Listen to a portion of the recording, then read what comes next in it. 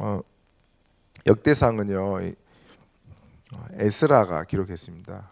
그래서 과거를 회상하면서 그 이스라엘 하나님이 역사했던 이스라엘의 영광들 이런 것을 보면서 이제 하나하나 후대에게 알리기 위해서 이렇게 기록했던 겁니다. 그래서 여러분 우리의 모든 일생은요 남게 되어 있고 전달되게 되어 있습니다.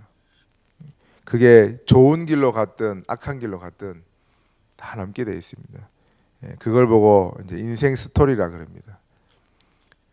저와 여러분에게는 복음이 있기 때문에요. 우리를 복음의 스토리라 그렇게 말씀할 수 있습니다. 그래서 여러분 한번 과거를 돌이켜 보십시오. 회상하면서 하나님의 은혜를 감사하고 하나님 그 은혜가 지금도 계속 지속되어지도록 그렇게 오늘 같이 붙잡고 기도하면 좋겠습니다. 저 같은 경우는요 처음 예수님 믿은 게 초등학교 6학년 때였어요. 초등학교 1학년 때 교회를 나가긴 했는데 예수 믿는다는 게 뭔지를 잘 몰랐어요. 그래서 교회 떠났다가 6학년 때 이제 외삼촌이요 전도를 했어요. 저를 그렇게 해서 예수 믿었는데 예수 믿자마자 제가 초등학교 6학년 때 처음으로 가위 눌림을 당했어요. 그래가지고 집에 이제 못 들어가게 된 거예요. 저녁에 자면은 또 귀신이 찾아올까 싶어가지고 무서웠어요. 처음에는 뭔지 모르게.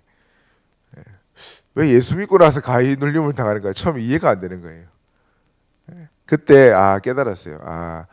내가 사단의 밥일 때는 사단이 안 건들고 내 밥이니까. 근데 지금 딱 예수 믿고 나니까 이제 사단의 손에서 빠져나왔잖아요. 그러니까 사단이 싫은 거라. 그러니까 이제 공격을 하는 것 같아요. 그래서 처음 가위 눌림을 당했습니다. 6학년 때 믿고 나서 그때도 잘 몰랐지만 하나님의 은혜로 예수님을 알게 되고 기도할 때 있잖아요. 한 번씩 처음 딱 예수 믿었는데 기도만 딱 하려 그러면은 제가 왜 감사하냐면은 할머니가 아침 저녁으로 기도하는 걸 보고 자랐어요. 제가 그래서 제가 딱 예수 믿자마자 아침에 일어나자마자 기도하고 저녁에 자기 전에 기도하고 이걸 습관을 들였었거든요.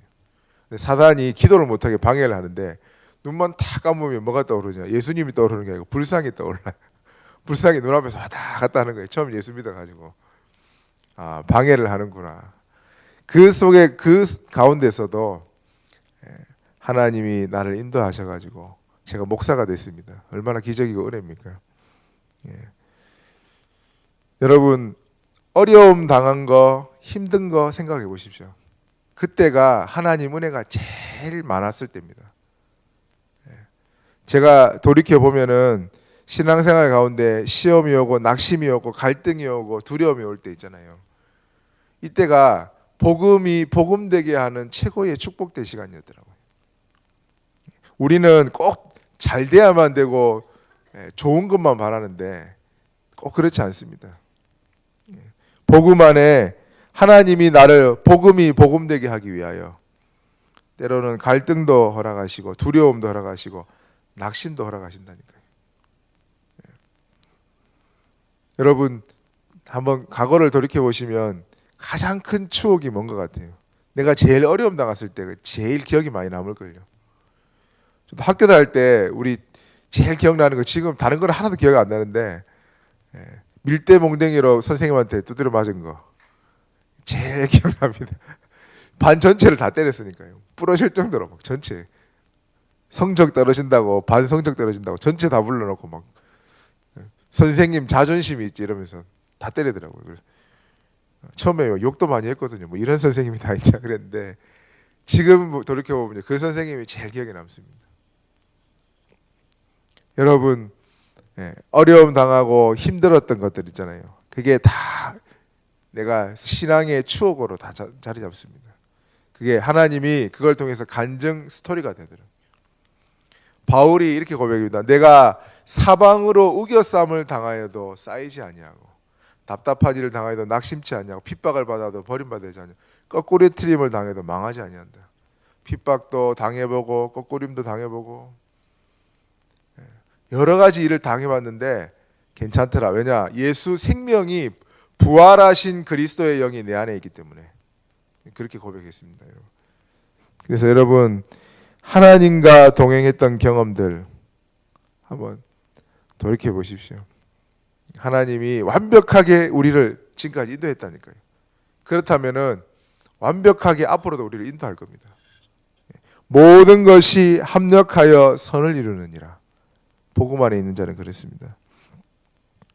그리고 미친 듯이 하나님을 사랑했던 마음. 여러분 처음에 예수 믿고 나서 그 열정을 한번 생각해 보십시오. 우리 교회도 보면은 우리 새신자 중에 있잖아요. 집사님 되시잖아요.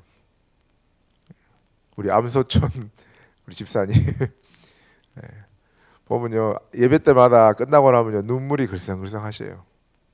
처음 이제 예수님 믿고 너무 감사하니까 그 눈물이 나는 거죠. 여러분 그걸 한번 생각해 보세요. 처음에 예수님이 에베소 교회를 향하여 얼마나 답답했으면요. 네가 찹든지 더웠든지 좀 해라. 네가 미지근하여 가지고 이러지도 않고 저러지도 하니까 내가 너를 내 입에서 토하여 내치리라 이렇게 말씀하셨어요. 처음에 있었던 그 마음들 있잖아요. 잘 몰랐지만은 그래도 찬양하는 게 좋고 기도하는 게 좋고 말씀 보는 게 좋고 어떻게 하면은 이 예수 믿은 기쁨을 다른 사람에게 전해볼까 포럼해볼까 그런 마음들 있잖아요. 어떻게 하면 우리 가문 복음화하고 우리 친구들 복음 전할까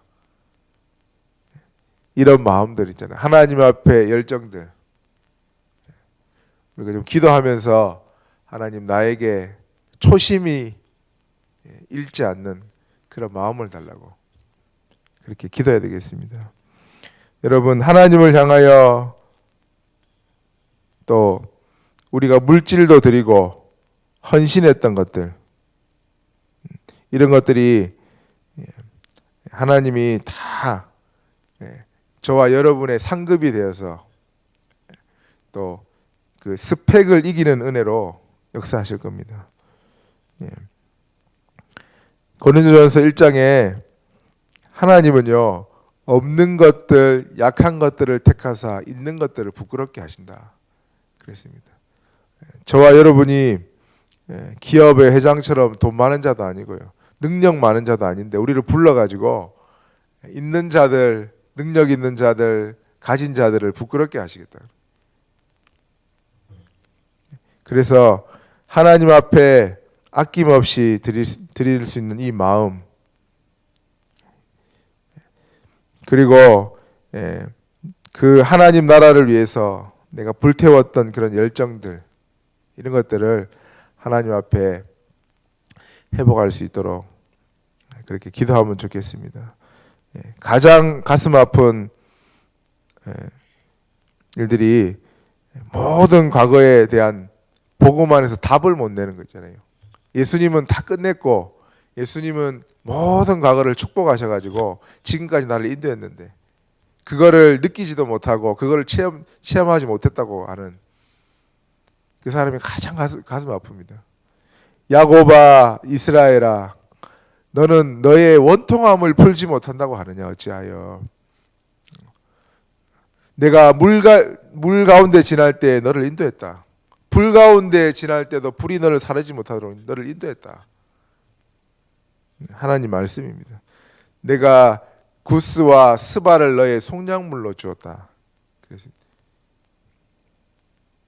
한 나라를 망해서라도 너를 건져낸다.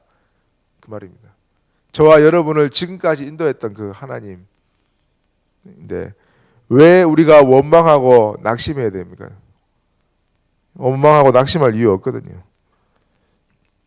그래서 여러분 하나님의 오늘 은혜를 가만히 묵상하면서 그걸 놓고 좀 같이 기도하면 좋겠습니다. 하나님이 지금까지 인도하신 하나님이 앞으로 우리 일생을 놓고 반드시 인도하시고 책임지실 겁니다. 너희가 나를 택한 것이 아니고 내가 너희를 택했다. 하나님이 우리를 불렀습니다. 그래서 스토리, 복음 스토리가 있는 인생으로 하나님이 우리를 축복하셨고 또 축복하실 겁니다. 우편 강도처럼 구원은 받지만은 스토리가 없는 인생보다 여러분 좀 갈등도 있고 문제도 있고 낙심했을 때도 있었지만은 스토리가 있는 인생이 얼마나 멋있습니까? 그 어려운 가운데서도 하나님이 인도하셨다. 이런 고백이 있으면 얼마나 좋습니까? 어저께 이제 영화 바울을 봤거든요. 바울 영화가 나왔어요. 사도 바울이 이제 죽기 전에 있잖아요. 그 감옥에 갇혀가지고 이제 과거에 대한 회상과 뭐 여러 가지 그 스토리, 브리스길라 아굴라와 그다음 누가와 이렇게 만나가지고 그런 내용들이 있거든요. 근데 보니까 은혜 되더라고요. 한번 여러분 꼭 보십시오. 뭐 단체 관람 한다는 말도 있던데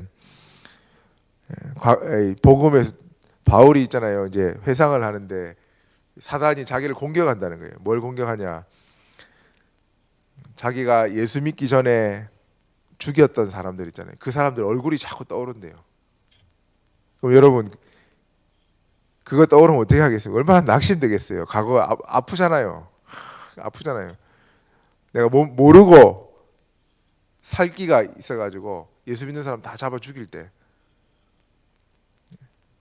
근데 이제 마지막에 뭐라고 이제 어떻게 나오냐면은 자기가 죽였던 그 사람들하고 이제 이렇게 앉는 내용이 나와요. 앉는 내용.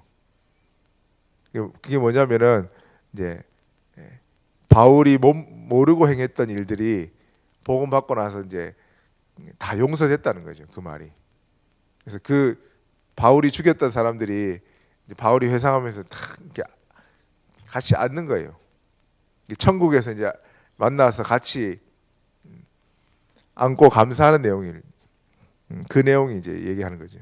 그래서 여러분 보면서 그래 바울이 그렇게 자기가 핍박자였는데 핍박자이다 보니까 이제 예수 믿고 나니까 핍박이 두렵지도 않고요. 핍박이 당연한 거예요. 저 사람들이 알지 못하고 저렇게 행했구나. 그래서 자기를 죽인다고 하는 이제 감옥을 담당하는 그 군대 장관에게도요. 끝까지 선을 베풉니다. 바울이. 그 내용을 담고 있습니다. 한번 보시면 좋습니다. 스토리가 있는 인생. 항상 바울은 메시지 할 때마다 내가 핍박자요 악행자였는데 하나님의 은혜로 다메섹에서 예수님 만나고 지금까지 왔다. 그 메시지를 늘 얘기합니다. 여러분 나에게 있어 가장 문제와 어려움 당했던 것들이 하나님께서 복음의 스토리가 되게 하셔가지고 간증거리가 되게 하셔서 많은 사람을 살리는데 쓰도록 그렇게 하실 겁니다. 그래서 여러분 우리에게 오는 문제와 갈등 한번 자세히 보십시오.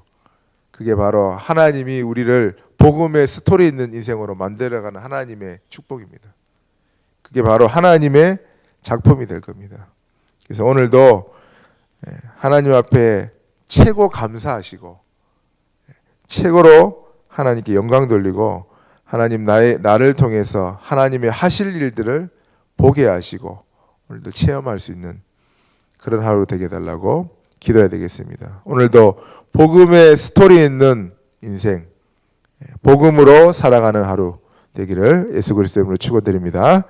합심으로 기도하겠습니다. 하나님 오늘도 하나님 앞에 우리의 모든 발걸음이 복음의 스토리 있는 간증거리 있는 발걸음 되게 하시고 하나님이 최고 영광 받는 발걸음 되게 하여 주옵소서. 예수님의 이름으로 모든 현장을 정복하고 예수님의 이름으로 모든 사람을 축복하는 그런 하루 되게 하여 주옵소서. 같이 합심으로 기도하겠습니다.